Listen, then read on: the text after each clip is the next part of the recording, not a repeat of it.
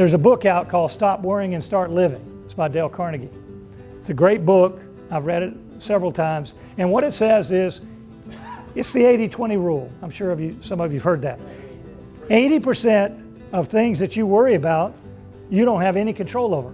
Guess what? Effective today, forget about it. Don't worry about the things you can't do anything about. And in the 20% that you can do something about, make a change. Here's the thing I want you to think about as a supervisor.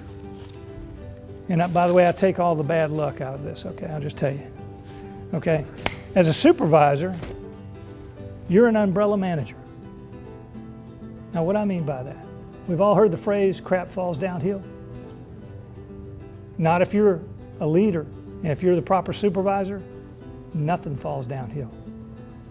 This stops it. Keep it off of your people. Do we really think that makes a difference? Do we really think that helps our people by us letting that crap fall on them? No, that's our job. That's one of our number one jobs, is to protect our people from those outside influences that don't have nothing to do with them. And here's the thing. When all of a sudden the praise comes down and the boss comes in and things are going well, what do? We close our umbrella and we let that stuff flow down to our people. The praise goes to the people, not to the supervisor. What kind of trust am I going to have? If you don't have trust, if your people can't trust you, you can't build any kind of relationship. So remember I asked you before, who would vote to keep you? I would say, who would vote to trust you? How many people in your group would give you the keys to their house and let you watch it for them? You go, well, I don't know anybody would do that. Well, I'm just giving an example of some serious, down deep trust. Somebody they know could have anything that they have and wouldn't touch it. That's some deep trust. You have to be able to build that kind of trust. But it starts with what you do, not what you say. Now, how many of you want to be an average supervisor? Anybody want to be an average supervisor? No? How many people want to be a good supervisor? Okay. How many people are not going to raise your hand no matter what question I ask? Okay, good. Yeah, we got that clarified. Okay.